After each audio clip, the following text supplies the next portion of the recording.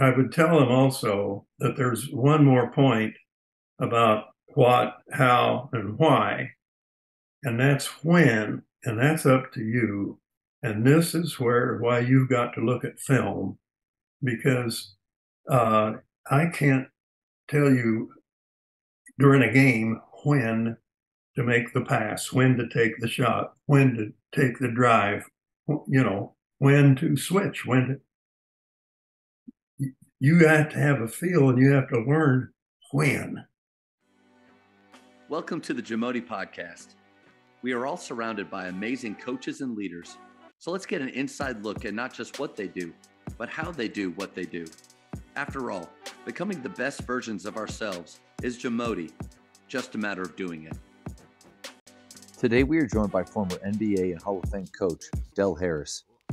Coach Harris started his coaching career in 1965 at the NAIA level, Earlham College, and won 175 games in his 9 seasons leading the Quakers.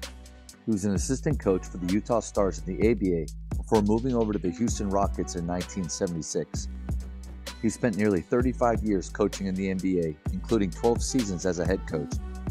As the head coach for the Los Angeles Lakers in 1994-1995, Coach Harris was named NBA Coach of the Year. On April 2nd, 2022, he was elected to the National Basketball Hall of Fame. Before we hear from Coach, take a moment to subscribe to our podcast and follow us on social media at Jamodi Podcast. Yes, sir. Hey, Coach. Hi. How you doing? Oh, I am great. How are you? Well, I'm blessed. I'm still doing all right. It's for somebody my age, most people don't make it this far. So well, it's all good. And the fact you're able to get, Coach, there's a lot of younger coaches that struggle to get their Zoom going and get the mute off. Like, you're ahead of the game, man. Yeah, well, it's about all I can do. But first of all, just want to thank you so much for giving up your time, coming on and talking hoops. This is an absolute honor for me. Well, it's an honor for me. I mean, who cares what I think anymore? That's not true. Also want to give a special thanks to Coach Tommy Thomas for setting us up. I mean, I played for him in high school. He's a mentor of mine. I never heard of him. He and I are cattlemen now. We used to be basketball, but actually we are part owners of the same cow, for one thing. So that's the connection. Okay. Well, that's one of them. Yeah. No, Tommy and I have been friends for a long time. He was, of course, did a great job coaching. He had to have guys like you and still won. Come on. Well, Darren Williams, I think, helped him a little bit. Racy Wright. Well, Darren also owns this part of the same cow that we started with. Now the cow has reproduced and we have some more, but it's been pretty good. But yeah, Tommy was a faithful member of a Bible class I had for several years when he was coaching at the Colony. So yeah, it's all good. All the coaches that you've been able to be around and then players you've coached, what's one quality that you've seen in great leaders or multiple qualities? Oh, goodness. Leadership, this is something that there's been literally hundreds of books written on, and I wrote one. And magazine articles, and so it's still ongoing. His opinion. So one thing about it, what you need to do is look around behind you and see if anybody's actually following you or listening to you. And if they are, then you're a leader. And if they're not, then you're not a leader. And being the CEO or the head coach or the principal or the owner uh, doesn't make you a leader. Being a parent doesn't make you a leader other than uh, by designation. It doesn't mean anybody's following you, and that's when you have those situations where people are in those positions and are not leaders, people will leave them when they can. They get a better deal on a job. They get divorced. They quit the team. They do whatever whenever they can, uh, or whenever they feel like they have to. Right. And so to lead, basically, you need to uh, get to know all your people that are involved. In basketball, it's the players. You've got to develop a relationship with them where you know uh, something about their background, what makes them happy, what makes them mad, uh, just and then where you have open communication. It's not just you start class when the bell rings and you end it when it rings again, and that's your job. Well, you translate that to the workplace or to the basketball court, and that won't work. You've got to communicate. You've got to build relationships, and at the same time, help the person get better, help the person feel better about what they're doing. And if you can do that, you can stay the boss, the dad, the coach a long time. And without it, you'll never really be fulfilled or develop. People will follow you as long as they think you're helping them get better. Yeah. Tiger Woods is an example, the best golfer ever in his time that he was playing before he had the accident. And yet he had 4 different coaches over the years. And could any of them beat him? No. No. Could Tommy Thomas beat, Darren Williams or you or anything? No, he could not. No. But did he help you get better? Yes, in a lot of ways. Yeah. And so Tiger changed coaches whenever he felt the current one wasn't helping him get better. And that's, I think, just a basic human thing. We do want to get better.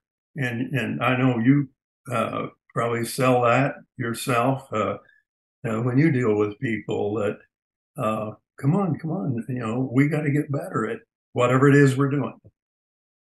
How do you develop? To me, that takes a lot of self-awareness.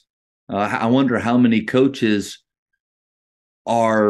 they're leading, or they believe they're leading their team, their organization in a direction, but they don't, like you said at the very beginning, turn around to look and see, who's following them. How do you develop that type of self-awareness, especially maybe early on in your coaching career? Well, coaching, I think it becomes pretty evident pretty soon, because if you don't have a team, you're self-aware. But again, the average normal human response is to blame others. Well, it can't be me. Yeah. Like you say, so you need to have self-awareness, self-evaluation, and then actually the wins and the losses don't necessarily reveal whether a person's the leader or not. You can have a really good team, great players, and win games, but you're still not helping them get better as people, or even as what they do. They may hit the wall. They may be good in high school, but it doesn't translate going any further. it seems like maybe the quality of the relationships really determines what type of leader that you were. What, early on in your coaching career, was it, and I'm just speaking not you, but was it more of a transactional, like you said, I can make you better in basketball, but I'm not going to really invest in any other part of your life, or no? And then at some point, hopefully it becomes more, not transactional, but transformational, where you're actually starting to pour into that person as a human being. And maybe that defines the level of leader that you are. Well, what you say makes sense. And so much of what anybody opines on this kind of subject makes sense. But let me start by saying that the best way to begin to coach, in my opinion, is to see it as a mission. It's it's a ministry in effect. It doesn't have to be a big hoot and holler type of thing, but you've got to take it as a ministry where you're there to serve uh, these players, to help them be the better player and the better person. Um, and yet you don't tell them that. You don't really tell them that I'm going to make you better. You either do or you don't. Either way, because they'll resist at times anyway. So that's just got to be a personal thing with you. I call basketball God's game because it was invented by a pastor. Naismith, Dr. James Naismith, was a Presbyterian minister who was working in the YMCA, the Young Men's Christian Association, which was a huge, huge worldwide organization in those days that developed young people, particularly men, because then they developed the YWCA, a young women's Christian association. But the key word was Christian in there.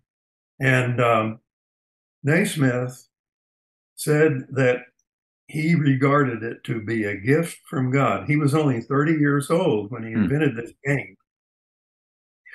And he said the purpose of it was to develop the young man's spirit, body, and spirit, mind, and body in that order. Spirit, mind, body. And, sometimes coaches just see it as developing the body. Let's go quicker, let's go higher, let's go faster, let's go harder. Those are all fine, but it's third. And so you're working with your spirit and each person that you're coaching spirit. And so it is highly relational. More relational than football and soccer, and certainly the individual sports like golf and tennis, that sort of thing. Sure. It's soccer, football, baseball. You have a lot more players. Baseball tends to be much more individual than team. Now you have to have team in it. Yeah. Nobody can help you out when you're up at the plate. Or the ball hit right at you. I mean, you can't, hey, can you get this? And you don't have time for that. And so with just 5 people, you have to develop relationships because you're so dependent every time up and down the court. There's not an offense and a defense player like in football or in soccer, where they don't all play on the offensive end. There comes a point. Here, you have to do both. Yeah. Uh, the plays don't work unless you get help from somebody else, and so that means you got to learn how to help, and and it also helps you understand that you're dependent on them just as they're dependent on you. And if you don't have that, where you're playing for one another instead of for yourself, that you really learn team, and you develop a spirit that will help you in other areas of your life. And it's just better. You can learn team in football, you can learn team wherever, but just the five guys at a time depending on one another, and the great teams get to be great when they're not working on the club anymore, that club team, AAU, where everybody's trying for his own thing to get a scholarship. Yeah. Oh, heck with you, I'm going to shoot this. And so, and that's not true all around. It just happens a lot. It's a stereotype for a reason. Yeah, and it has hurt the high school coach. Yeah. Because the high school coach are still riding in the yellow school bus, to the games, and the club team they're flying, to Vegas and Denver and wherever they're going, Atlanta, and and the club they don't have to go to school, they don't have to go to class. There's not a lot of distance. If it's taken the high school coach out of it, because so many of the college coaches don't start really personally scouting until the summer. They don't go to that. Like when I coached college, I coached high school. I coached junior high school, college. My first 15 years I spent doing those things. And so I understand whatever you're coaching, I've done it. Mm-hmm. And I've done it in the United States and Canada and China and India and South America and Central America. So I know a little bit something, just from doing all that. It doesn't mean I know everything, but I learned a lot of stuff. Yeah. Those three things, the spirit, mind, and body, just come from where you see basketball, just as a whole. How far away have we gotten from those three principles? Do you still see it in the game, or do you see it lacking in because we're obviously athletic and strong now. Our guys are faster, strong. They're doing amazing things, but do you see all three pieces still? Well, you do, but that's really, there's only two ways it can happen. One is it can come from the coach, and to me, that's the superior way. And it happens a lot, particularly in high school and college, and it happens in the NBA. There are a number of guys that are believers that are coaching in it, but it also will happen when you have a strong personality on the team, or two or three, that are believers in Jesus, at least God. The only thing, God can be with a small g or a big G. And if Jesus is not connected, it's generally a small g, which means what's become of God was making the money or making fortune or fame, getting stuff for self, and that it's not others oriented. But you really got it made when you have strong leaders like Steph Curry is a person like that, and Clay, and they've got that going well.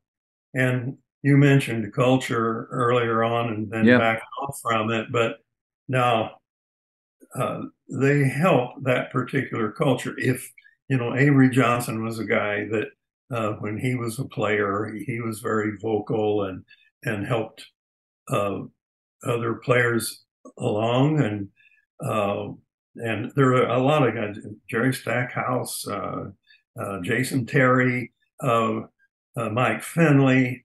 These were guys who were with the Mavericks that I was with for 7 years, and we averaged 58 and a half wins a year for 7 years. Now, give you an idea, now it's hard to win 50 games. Yeah. Uh, we won 63 times in the 7 years, 60, 61, Wow. 60. And uh, but we did it having strong leadership on the team who could also play. Yeah. And Dirk and Steve Nash fit right into that. They weren't vocal leaders in that area, but they certainly fit right in with that. Terrific people, So that was a great run. The Jamodi podcast is powered by Sideline Interactive. Sideline Interactive is the leading manufacturer for high-quality, innovative scoring tables and LED video display boards that help coaches and schools bring more excitement to fans, create huge fundraising opportunities, and make their jobs easier. Visit sidelineinteractive.com to check out their amazing products. So once you establish that you have great leaders, like you've just kind of mentioned already, that really feeds right into the culture that you have. If you have poor leaders, probably going to have a struggling culture or a negative one. From all your experience, what does a strong culture in a team look like? Well, it's where you come to that moment in time. There's usually, you can almost pick it out in retrospect when a team really came together. And it was some moment back in the 18th game, or in high school, or the 15th, or in college, or the 30th or 50th or 60th game in the NBA, where it was obvious that the team had developed a trust and a love for one another. See, that's whether you're running a business or a basketball team or a family, you have got to communicate. You've got to get to know the needs and loves, likes, and dislikes of the people that you're with. And you've got to show them you're willing to serve and help them in their striving to do or be whatever it is that they're trying to do and be.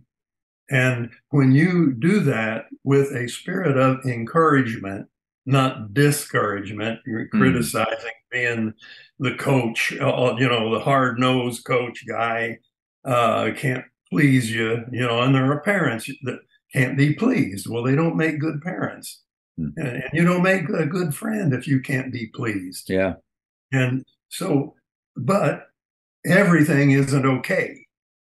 They say, well, you got to keep everything positive. No, you don't, because everything isn't good. No, you messed up that time, but here's what we can do better to help that, and so forth. You still point out an error, but you give them a way out, and then you don't beat them to death with it, and you don't come back to it, and unless they continue to do the same thing. So, but anyway, when you have a spirit of encouragement in your particular culture, whatever team it is, then there's a trust that builds up.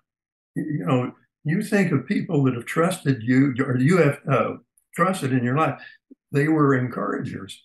Hmm. They, if somebody that was always there for you, you could trust them. You got a problem, you could go to this person, and they wouldn't just boom hit you in the mouth and say, "What's wrong, you dummy?" And I told you not to do that.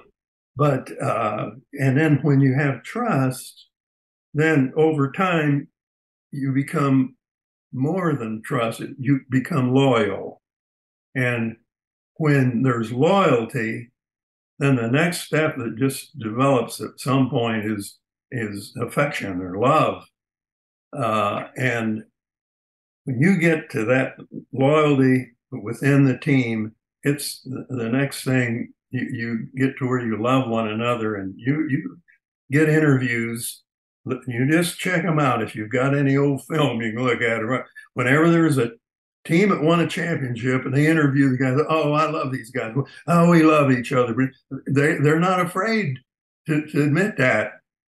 Let's go to the losers' locker room. It's your fault. That's a great point. I think as coaches, we walk into a practice and our eyes, without even realizing it, our eyes are searching for the negative, for the problems. And like you said, that's not a bad thing. Like if we're ignoring problems, well, then they're going to come out in the worst times possible in game. So we see them, we correct, but then, like to your point, it's once they do it right, celebrate that as well. Because I think I'm very guilty of, hey, on your jump shot, I want this inside foot to be down first. And then I watch them do it, and then they do it correctly. I don't say anything. I just turn around and walk away. Man, what a wasted opportunity to encourage them after the correction, because that'll probably stick longer, right? Well, they say, again, I've read a lot of books, and I don't know if I've followed this or not, but I think it's advice that, you know, it takes about 3 encouragements to equal the 1 discouragement. Hmm. So, every time you make this serious point about let's get this right, when they do it, to put yourself when you're back into that position of trust, you give them 3 goods for 1 bad. I think it goes a long way to building the trust and therefore the loyalty, therefore the love.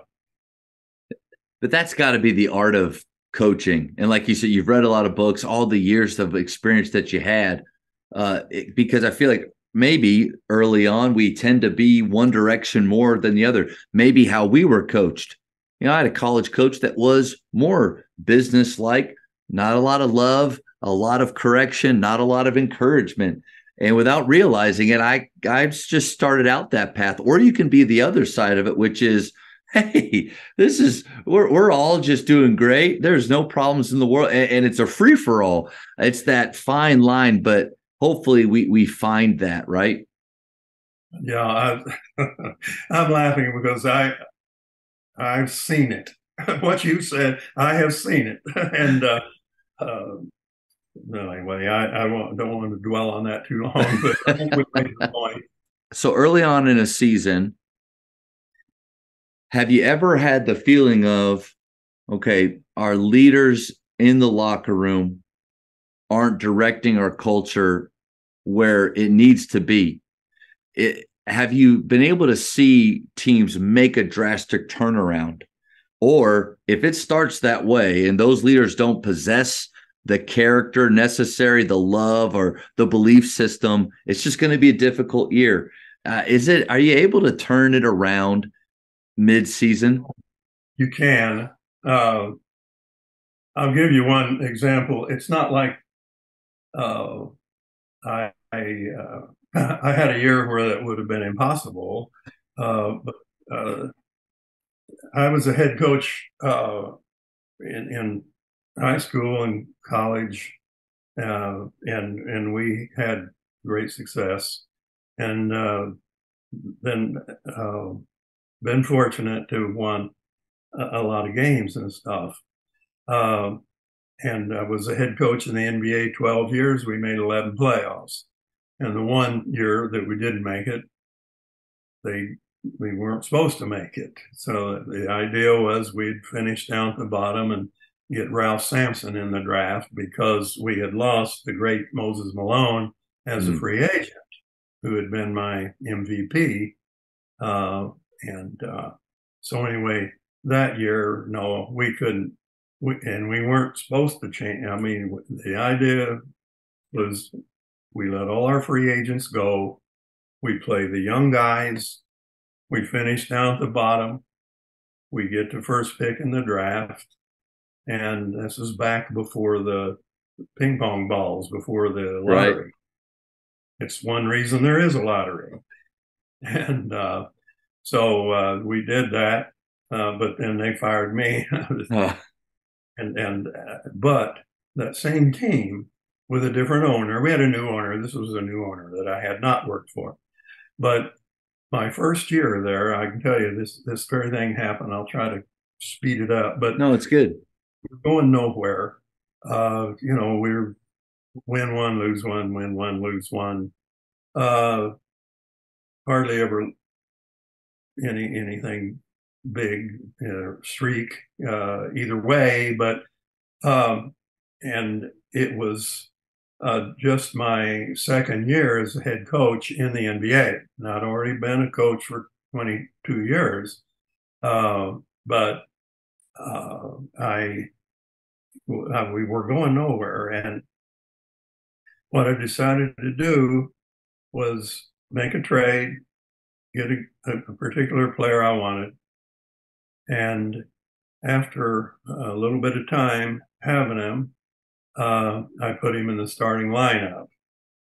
And his name was Billy Pulse, and his nickname was the Whopper, because he was 7 feet tall and he was big, and he was older. He had been in the ABA, which I started in the ABA as well, and I knew him from the ABA and what he could do. And so, but I already had an MVP center in Moses Malone. But at a moment in time, we weren't going anywhere, and I decided that we would just put the Whopper in the starting lineup, and we'll play two centers together, just keep them separated, high, low. We just never get them too close together. And then get my shooters out here. And I had Calvin Murphy, a great shooter, and Rudy Tomjanovich, and a great shooter, and Mike Dunleavy could shoot it, and so forth. I had a nice team. But anyway, we finally ended up making the playoffs on the last game, 81st. Just before the night before the 82nd game, we found out there's no way that we cannot make it. We're going to be the last team in. So we're the last team in with a losing record. We ended up 40-42. Well, we had to play the world champion Lakers in the first round. Well, we beat them. And then we had to play the team that had the best overall record in the West, San Antonio Spurs. We beat them in 7 games. And in that 7th game, Billy Pulse, he ran the pick and roll with Calvin Murphy. And Billy was so big, I said he set a double pick. And yeah, and Murphy got 42 points. And we're at San Antonio against the great George Gervin, and that team that they had that was very, they were just, well, they had the best record in the West. And we beat them. Then we beat Kansas City, which is now Sacramento, in the 3rd round. And then we go against Larry Bird and his group of Hall of Fame players and took them to 6 games. Wow. And the, the change that took place by inserting Whopper, who was just a crazy guy. Everybody loved Whopper. He was easy to pull for. And he ended up playing 13 years in the ABA, NBA, and the teams he was on made the playoffs 13 times. So one player can really change the dynamic of a season and a team.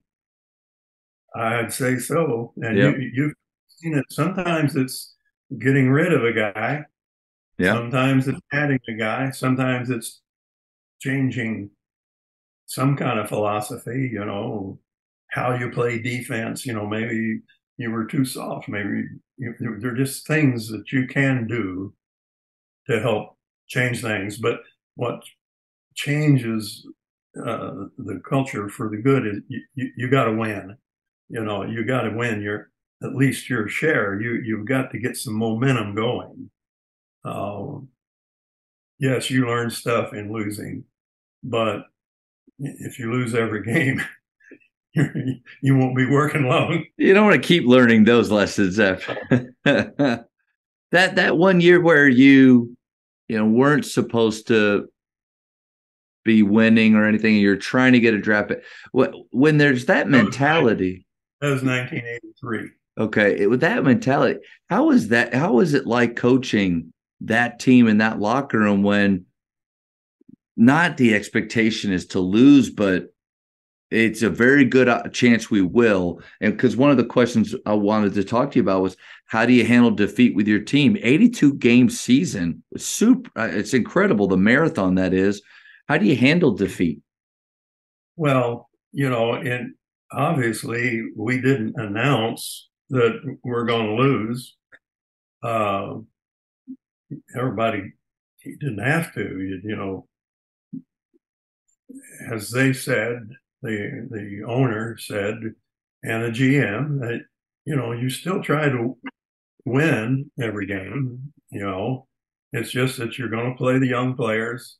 I had Elvin Hayes, who was at the end of his career, and I didn't play him as much as I should have, if we were going to win. Right. And Calvin Murphy, it was the last year he played, and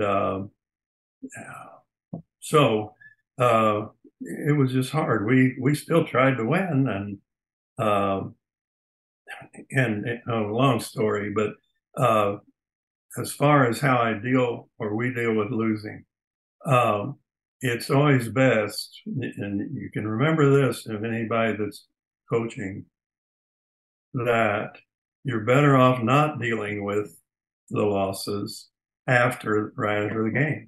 You deal with the losses the next day. You don't. Everybody's down. Nobody's happy when you've lost the game, particularly if it's you have a pretty good team and, games mean something and all that. You're not just out there for exercise. You're going to say things, or players are going to say something that, you can't take back, after a loss. You can do a little jumping around a little bit, celebrating a win, and that but don't spend a lot of time analyzing, because then they'll know the difference that we do talk about the game when we win, but we don't talk about the game when we lose. So that's a good point. Yeah. I think it's an important one. I got to tell you, I learned that from Don Nelson. And I'd already coached 30 years before I learned that one from him. But Don was a great coach. So before that, had you been a guy that after a loss, we may be in here for a while, fellas, buckle up? I don't remember. No, I never was okay. Crazy either way. We were fortunate. We didn't lose a lot. Problem solved, coaches. You want to just don't lose a lot, and you don't have to deal with that much. Say, I always had really good players. Yeah. I mean, when I started out to be a preacher, uh, and through a series of events, my major teacher told me how to work the year before I went to seminary school, and he said, "If you agree with me, I already have a job for you." And in his coaching junior high team right near the college where I went to in Johnson City, Tennessee, and okay. Well, that team, we're playing 6-minute quarters. We scored over 100 points 4 times. That's halftime of an NBA game is 24. Uh, and That's a we lot of points, coach. a lot of points. And pressure defense will take you a long way when you're in seventh, eighth grade. And so, anyway, then we had some really good high school teams and college teams, and that led me to coaching professional ball in the summers in Puerto Rico and against ABA and NBA and D1 coaches. And I was a NAIA coach, but we won 4 divisions and 3 national titles, and that's what got me into the NBA. And wow. But you were going to be a preacher. Yeah, yeah. So I carried some of that over. Yeah. The players always said I talked too much because I always wanted to try to make a point of what was going on and how it might carry over in your postseason life, post-career life. And plus, as you can tell, I'm not at a loss for words. So I probably explained it too much, but I wanted them to know not just what we're doing and how we're to do it, but why we were doing this way. In case some of you might go coaching, or it's going to make more sense to if you know why I'm asking you to do this. And if you have a better reason, we'll, in a huddle, if you got something you really want to do, change the coverage, we'll go with it. But you have to know something, before you make a suggestion. And so I wanted my people to know. And I had, as I said, I was head coach 12 years in the NBA, and I had 9 of my assistants become head NBA coaches, and 2 became, not those, 2 others became general managers. And then I lost track at 60 some, so I don't know how many of my players ended up coaching either D1 or in the NBA.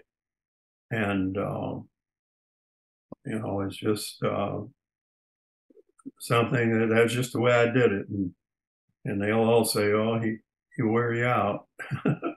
Well, I do think, Coach, that you focusing on the why or letting them know the why, I think that's pretty rare. I think some of the coaches I've had, and maybe early on, it was just do this. I'm telling you to do this. And then you can almost see them maybe have a why, or even they say, well, coach, no, listen, just do it. And now I have noticed with players, coach, with these phones, they can find out why in a second. So for me to tell them something, but not give the why, it's going to throw them off.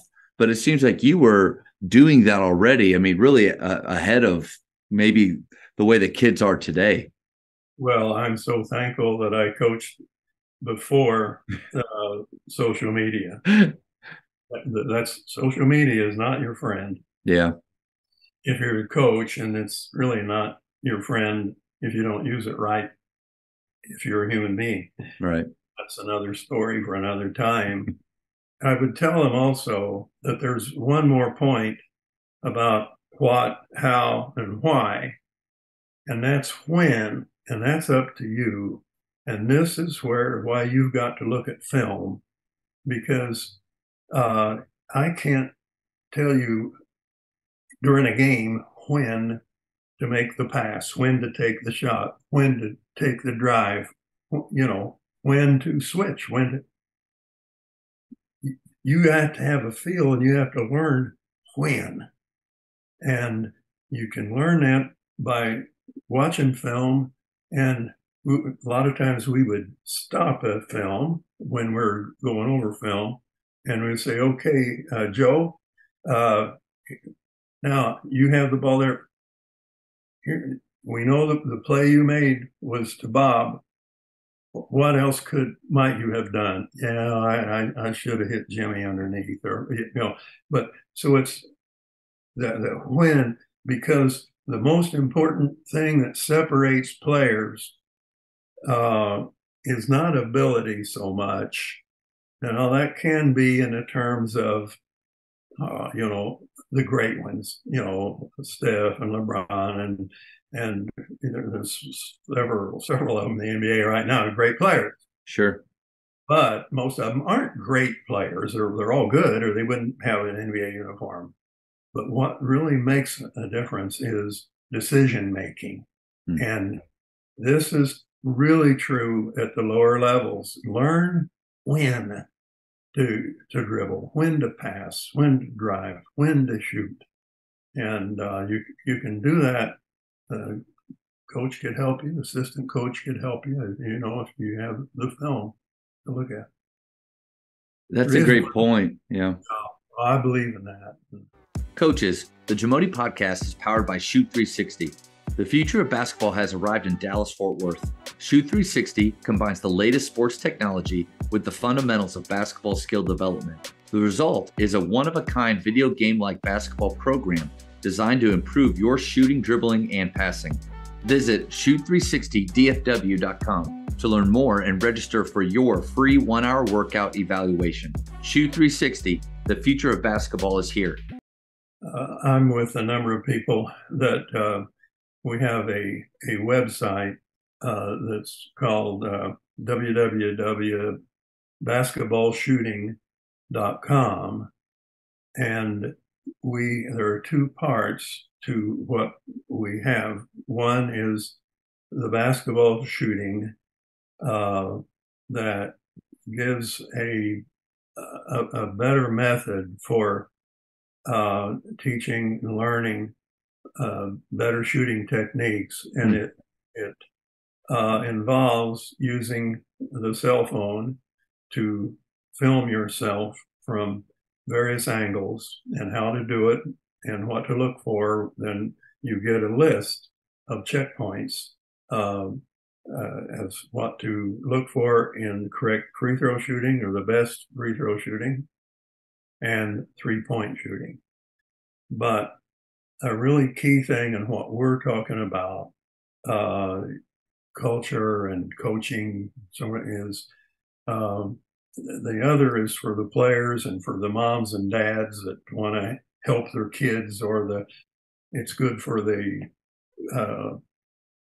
youth coaches and stuff that are totally trained, and they don't know how to teach shooting the way that you can see in these films, and it's cheap. They're not 40, 50, $100 like all the rest are. And then the great free throw shooting coach for the Mavericks for many years, and Nancy Lieberman, and the Dunleavys who played and coached in the league. That's who put it together. Wow. Along with Mark Price, that's a pretty good shooter right there. Well, he's still the best all around free throw shooter, including playoffs.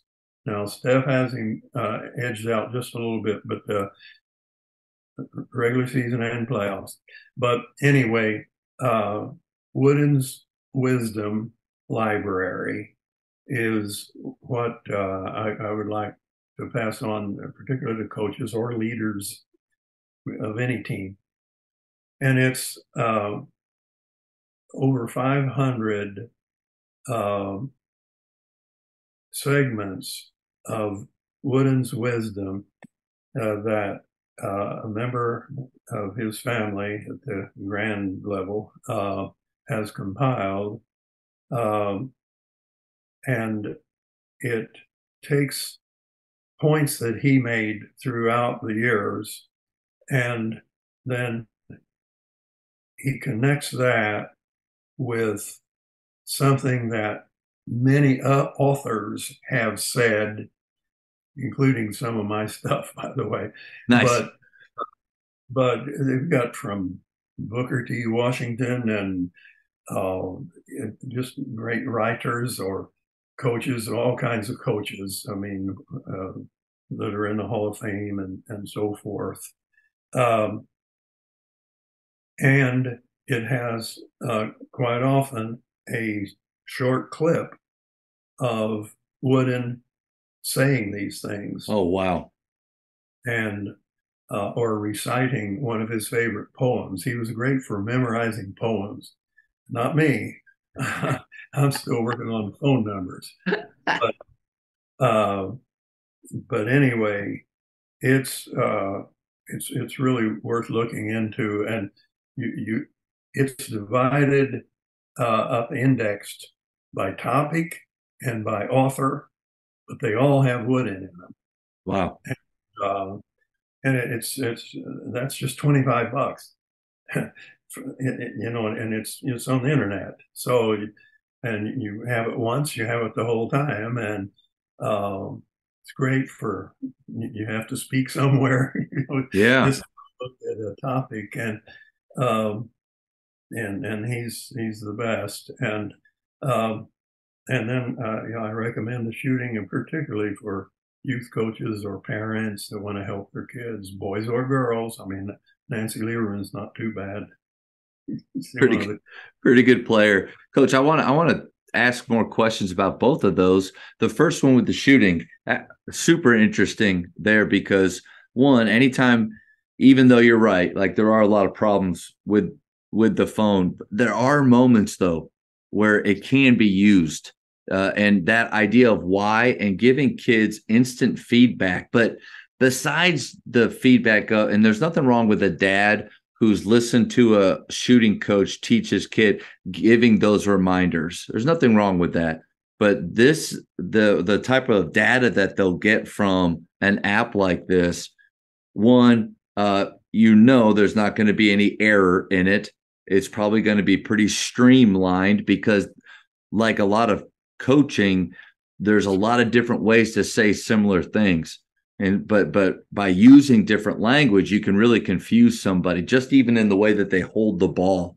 There's like 10 different phrases that you could say. And so I can really see it there.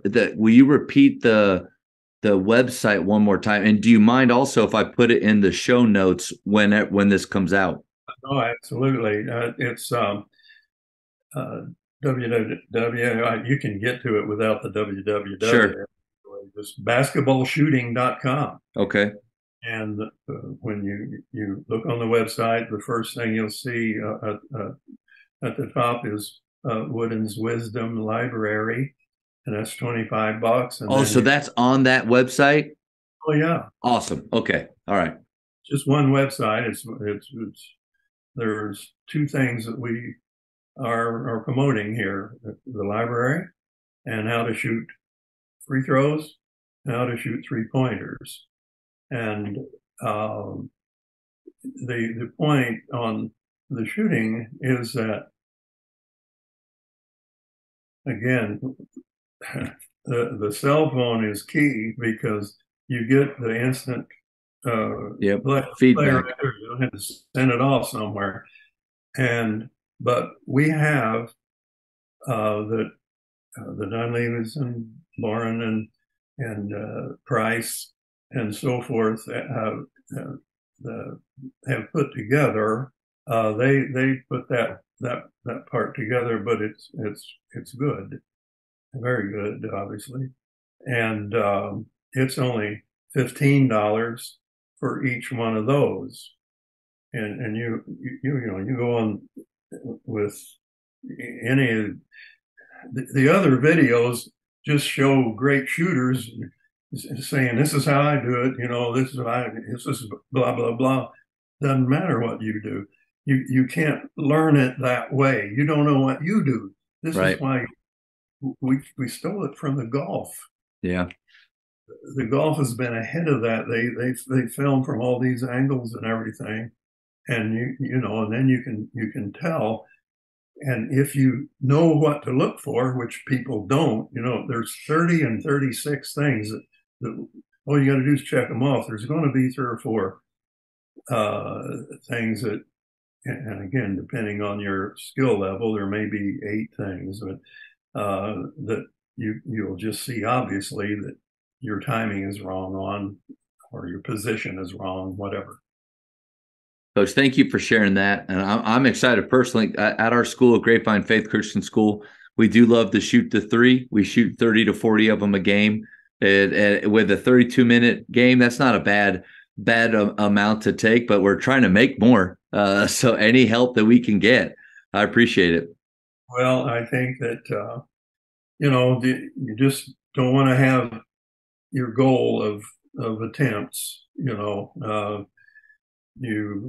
got to have people that are going to make enough of them. And one of my friends, we co-wrote a book on zone offense a few years ago, and he had a point that I thought was good that he had learned from somebody in Australia. We both had coached around the world, and that this coach had a 3-point shooting license. And if in the practice, just shooting, if you could make consistently 40 some percent on open shots in practice, not you shoot 50 of them, you have to make what would that be, 20 of them. So uh, uh, and depending, but you don't gain anything if you're going to shoot 25%. You Yep. don't gain anything Yeah. on a 2-point shot. So the 3-point shot should be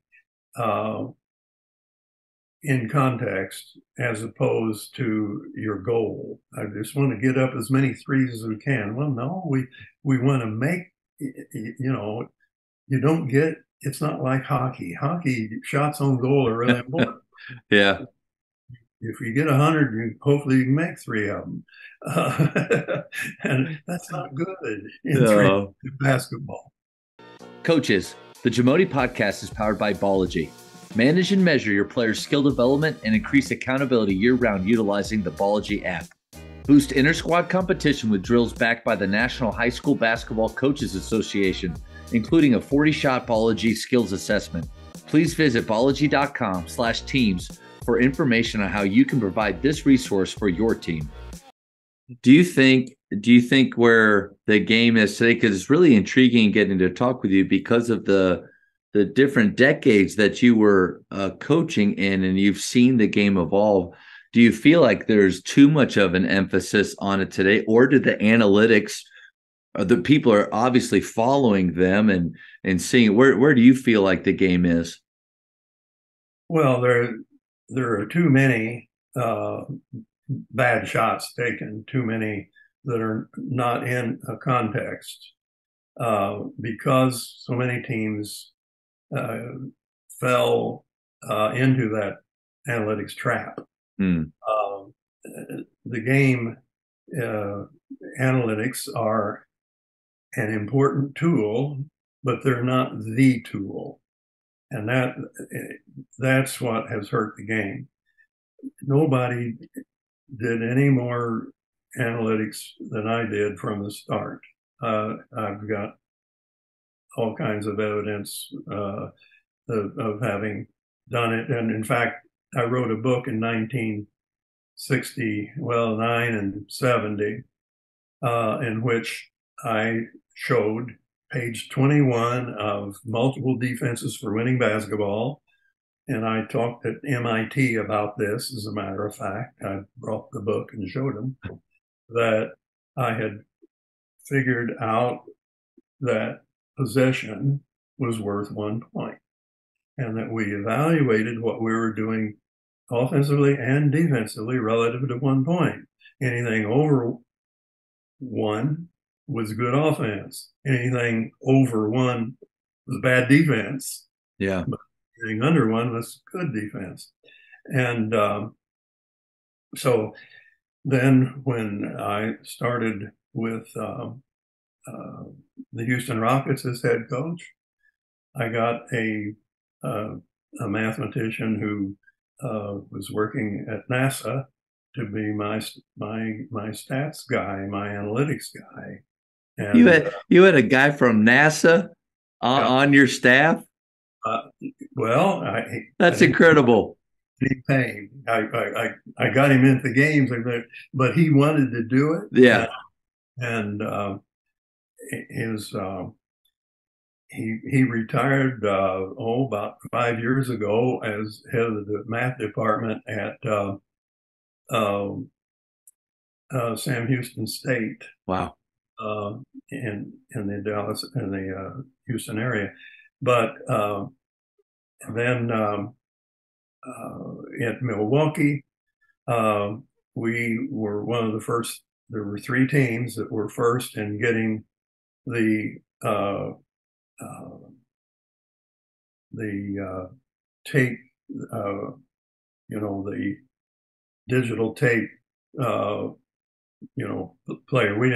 We didn't have that until the 80s. And Dallas, the Knicks, and the Bucks all got these first.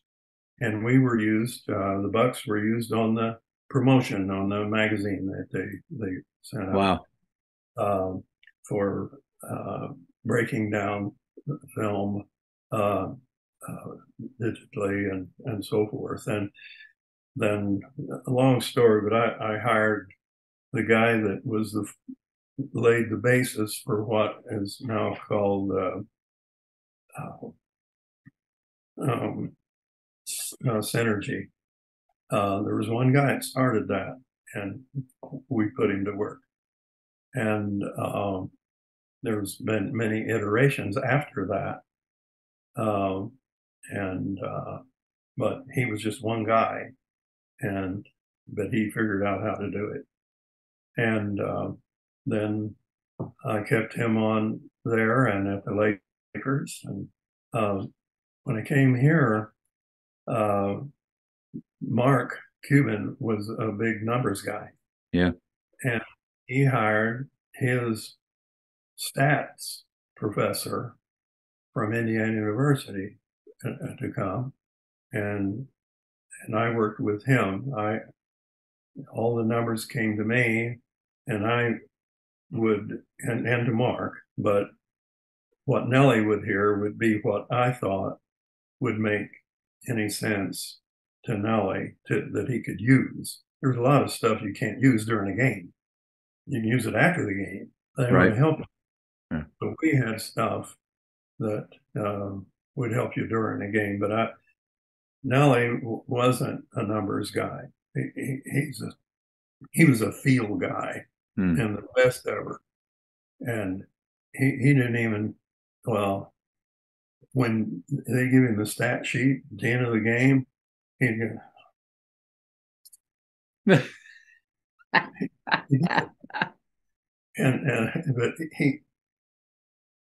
I go on and on about, but his brain worked different than anybody else I ever saw. He had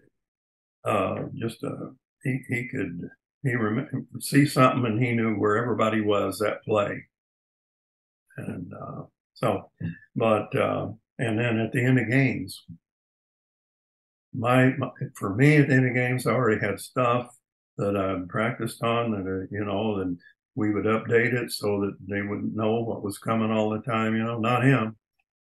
he'd just make up something uh, right there, and it'd be simple enough that they could do it, and he's very seldom failed. Wow. Just talent. He'd Yeah. get the shot. I mean, the players had to make it, but he had shown them how they could get it. He was incredible.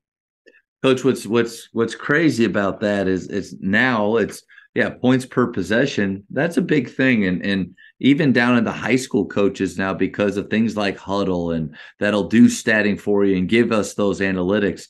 But to think that you were doing that in 1970.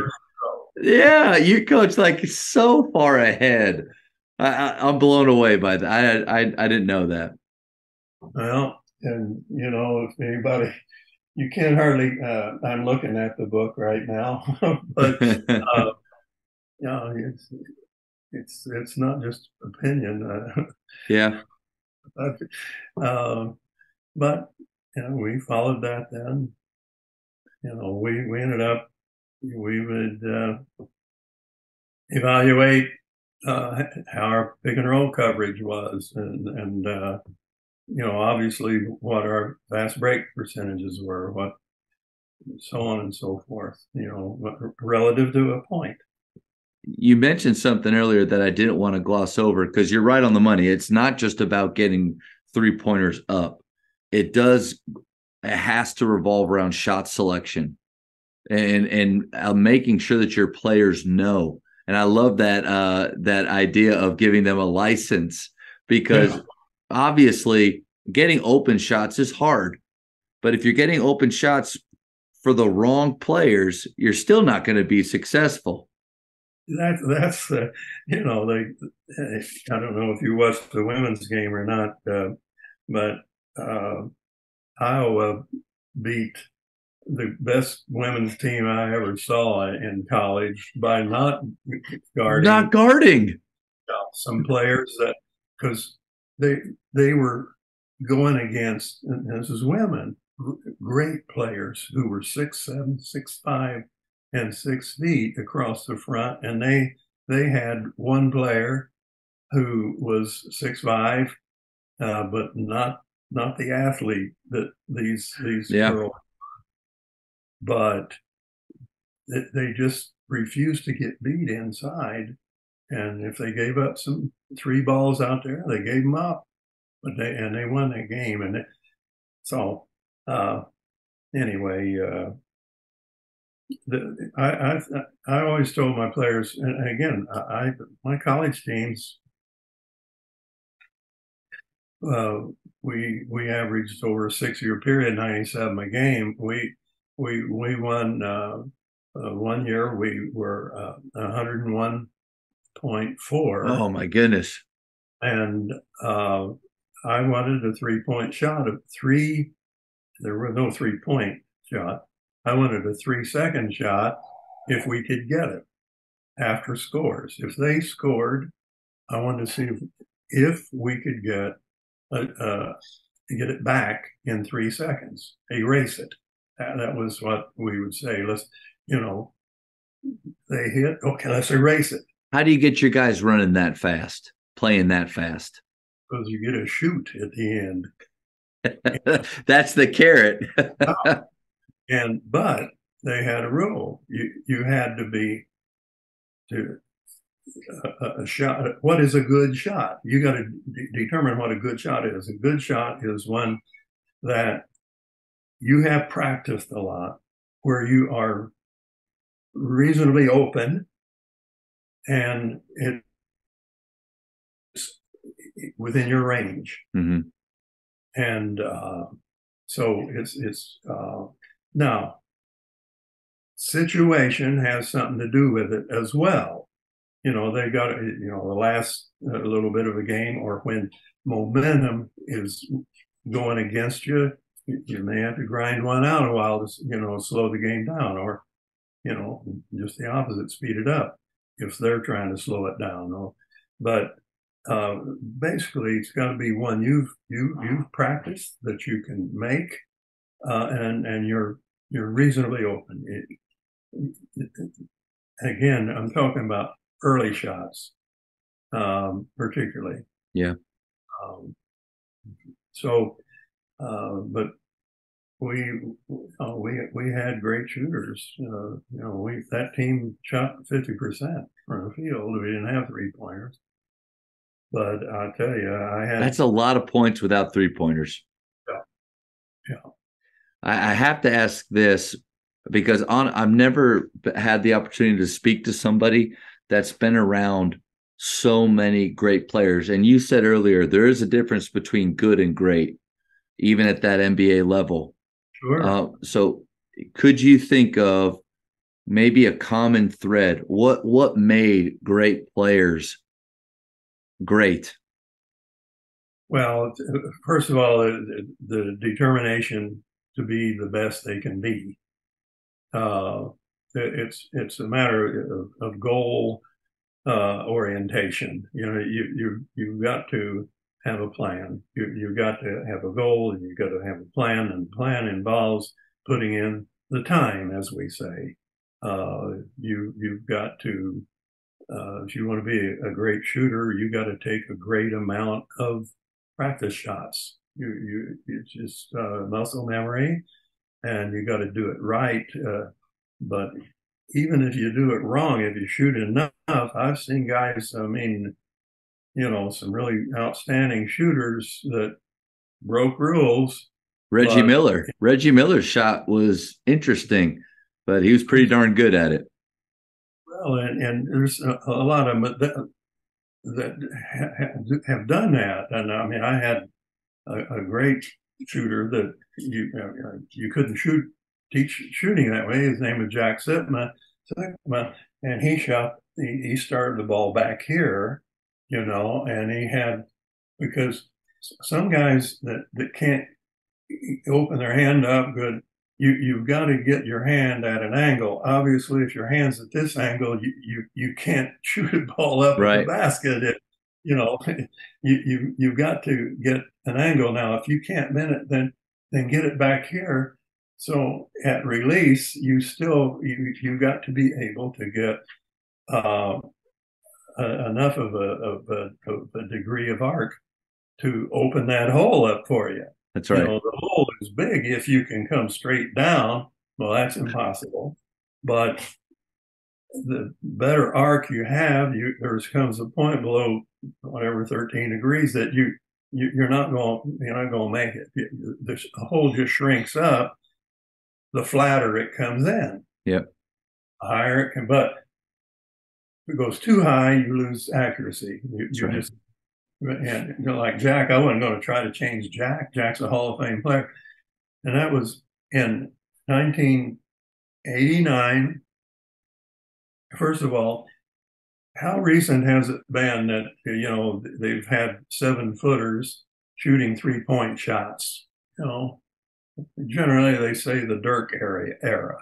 That Dirk really opened it up. The 7-footers, Yeah. 3-footers, a stretch player. Mm-hmm. Well, he wasn't the first 7-footer to shoot a lot of threes.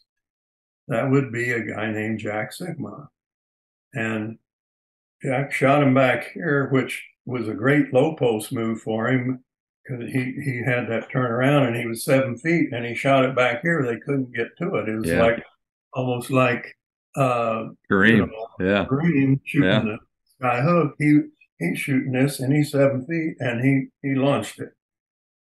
Well, we always had a lot of 3-point shooting at the end of practice. We had every player shooting 3-pointers, and we would have the bigs on one end and the smalls on the other, and we'd put it on time, see who could make a number first, 21st, 51st, whatever the number we chose at that time, and we would move them around.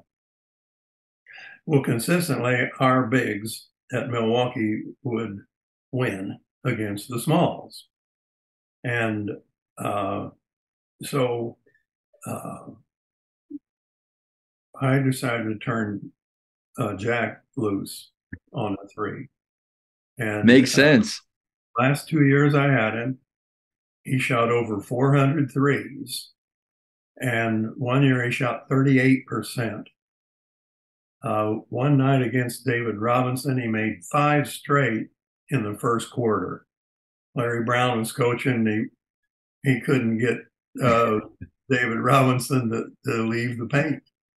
And well, we beat them pretty good that night, and they had a great team. But Jack was a great shooter. He was the first 7-footer to make over 90% from the foul line, and he did it twice. Wow. Good for first place one year and second place the other year in those late 80s. He had never shot threes before. Before I turned him loose, he had been in the league 10 years, I guess. And he had shot, I forget, 14, I think it was, And so and I had two more 7-footers on that same team to shoot threes.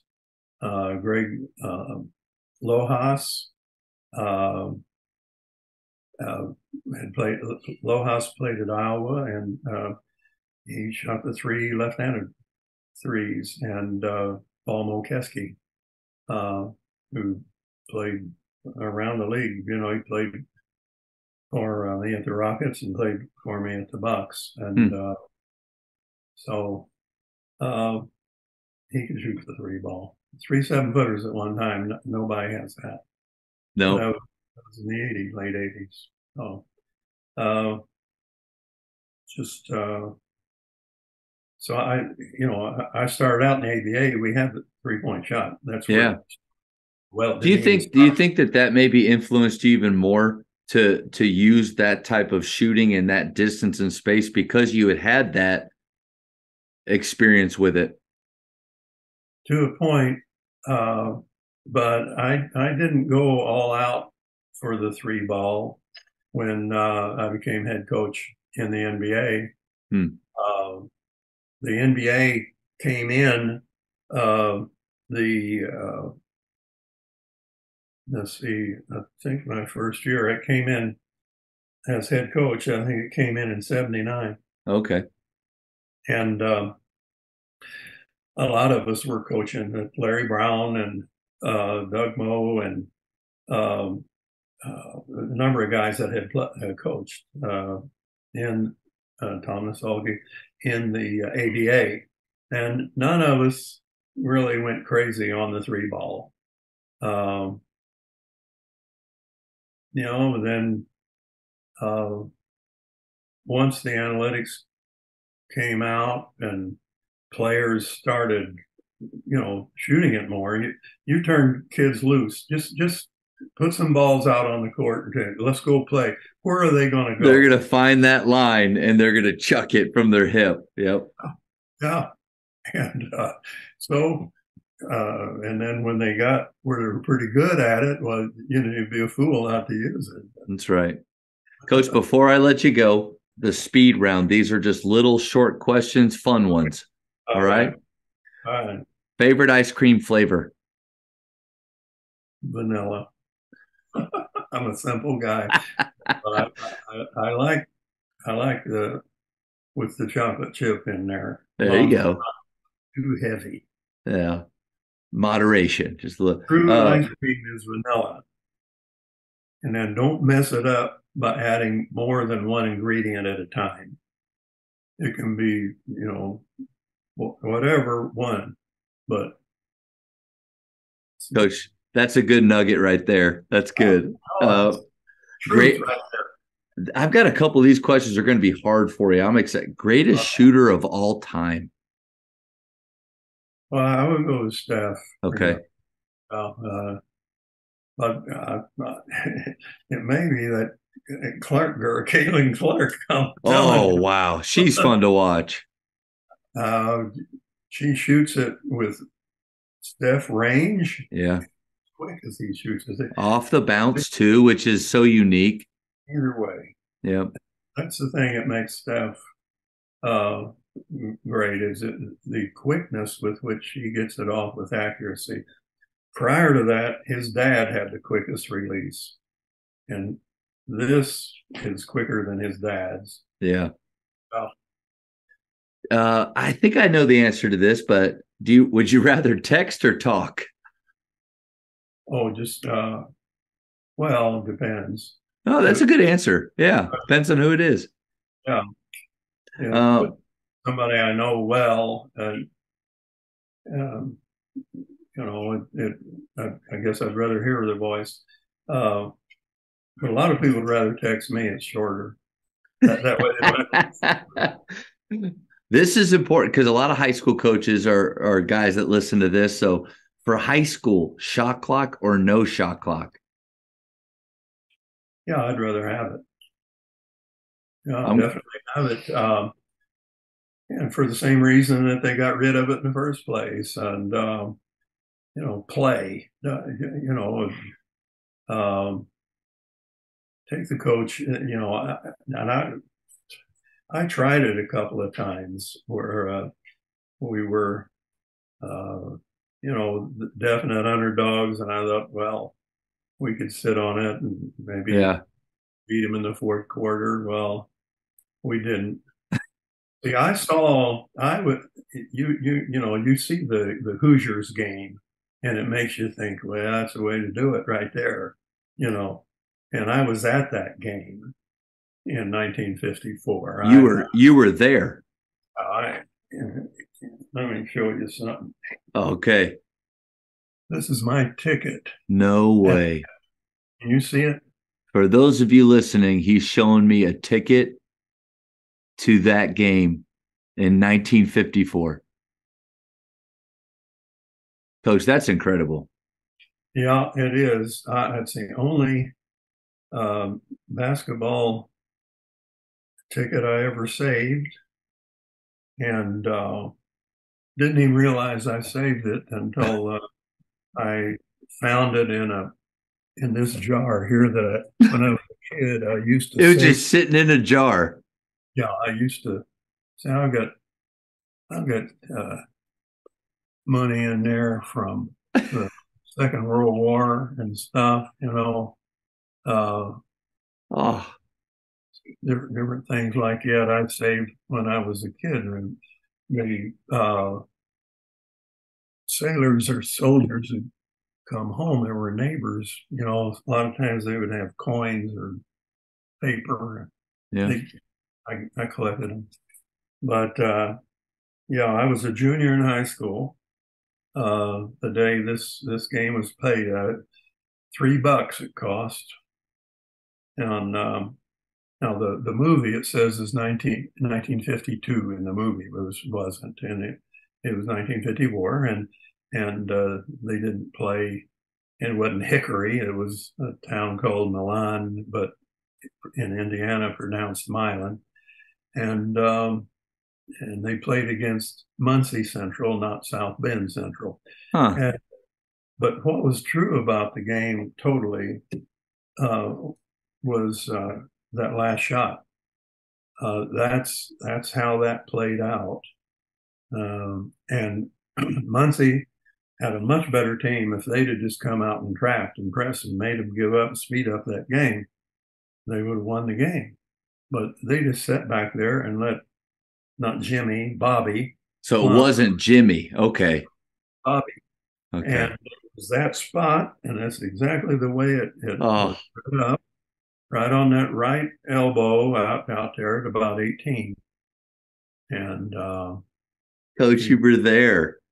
I was there. My goodness. But the ticket to prove it. I was I, ran I there's section been 22, row seat he's 5. not just making it up, guys. He's not like I've just, there's been so much of this talk that's just blown my mind. That's incredible.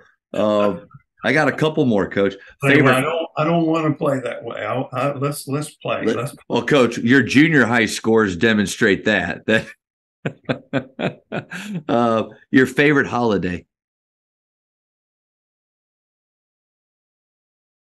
well, that's pretty easy. That'd be Christmas. Yeah. Yeah. I wanted to make sure I didn't want to slight anything, but uh, you know, Christmas time. at least. You're celebrating the birth and Yep. of Jesus there, and it's all a good time, presents and family getting together.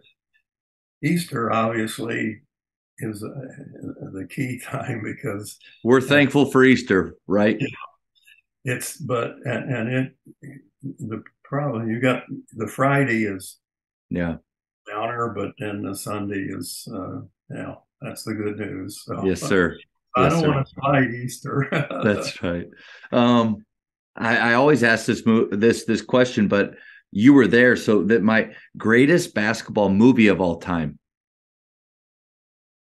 I was there. Yeah, that's what I was going to say. Like, if he doesn't say Hoosiers, I don't. I was there, but I liked also the one where Ray Allen was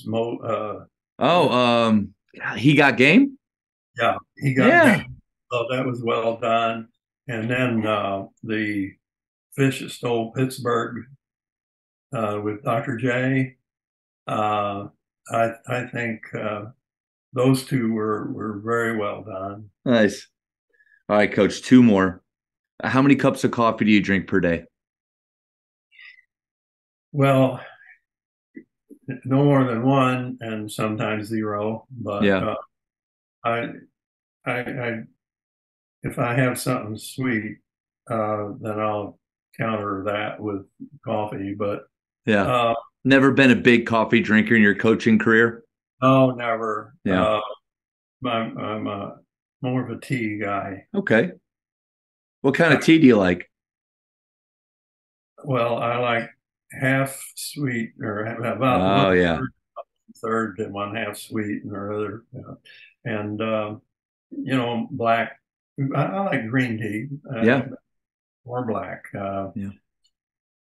But I'll tell you something. When I was coaching at high school way back in the 50s, um, I had our student manager.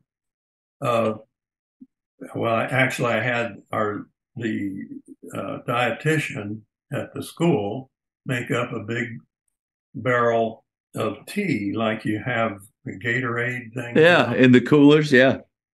and we loaded it with sugar, and that the players would have that at the game. When you come out, you have we have that sugar Coach, and that's how you scored so many points right there. You just gave it away. fuel. And when I was in college, I heard that the astronauts had used that orange drink powder, Yeah. and you'd mix it with water. Well, I had but then I had the student manager actually get the the bucket of water, the thing, and take that orange powder, pour the whole thing in there, and then also throw some extra sugar in there. And I had that, and lo and behold, just a few years later, they came out with Gatorade. But I was given this stuff before, and my players in college laugh about it now. I should have made a bunch of money. That's right. Didn't get it. Oh, Coach, No. last one. You're gonna end this debate right here. Who is the greatest basketball player of all time? My opinion is the guy that I co-starred in with Bugs Bunny, Michael Jordan. I was in that movie, Space Jam, the real Space Jam. Yes. And but I wasn't exactly the star, but I had about 5 or 6 lines. I remember, Coach. Yeah, you were great in that, man. Yeah. And you're right. That is the real Space Jam. Yeah, and he's the real deal for all the great players there have been. But it is hard. It's a hard question to answer, and there's no right answer. It's like you said, it's your opinion. Yeah, and it's definitely an opinion. And they do the same thing with baseball and Yeah, pitchers yeah, and golf, and I uh, the difference in the abilities are you can't even make a line that thin, between some of the, you take the top 10, say, ever type guys, and it just gets down to opinion. yeah, But I would, the reason I go with Jordan is I thought going both ways and clutch time, yeah, uh, and taking uh, a team that wasn't really loaded to where he took them. Um, they they had Pippen, and without Pippen, they wouldn't have won all of them either. I mean, but beyond that, you had role players that just stepped up and did what they needed to do at the time they did it. yeah. Know, none of the centers were all-star centers. Their shooters were spot-up shooters, whether it was Kerr or Jackson. Jackson, any Yeah. of the different guys that they had. So and he was, Kobe was a good duplicate of him. Yeah. Because he, like Jordan, he was all defense as well as scoring points, and Yeah. and a lot of times, not as many times as Jordan, but almost. And but there's even guys now that they're really good. Tatum and Oh yeah. various players now. Wonderful time. Coach, I just want to thank you so much for giving up your afternoon to talk hoops with me. Oh, And did we go over a half hour? Oh, Coach, we went an hour and a half. I can't believe I just had an hour and a half with you. And I really mean it. Thank you. But also thank you for what you've done for basketball. But even more importantly, what you've done for the kingdom throughout your years using basketball as a ministry. I'm just humbled that I had this time with you. well, it's my honor and pleasure, and um, I I don't even know how all this happened for me to tell you the truth. So uh, it's not like I gave you answers, but none of them were the answers. They're all just my opinion and things that were given to me. That you say I gave to basketball. Basketball gave me far much more than I ever put back in. So, one last thing, I'll just tell you this: that when I was coaching in small college in Indiana, Earlham, but it pronounced Earlham. We, I had, this was in the late 60s, early 70s, 65 to 74. And I went to the NCAA finals when they were held in Los Angeles in a 68, I think, whatever year that was, 67, 8, 9, one of those, I think 8. And when I went out there, I had never been past uh, St. Louis. I I'd been just a little bit past the Mississippi River. I'd been to St. Louis. Cardinals play. That's my team still. And went to Los Angeles, and I got a ticket to come back from San Francisco.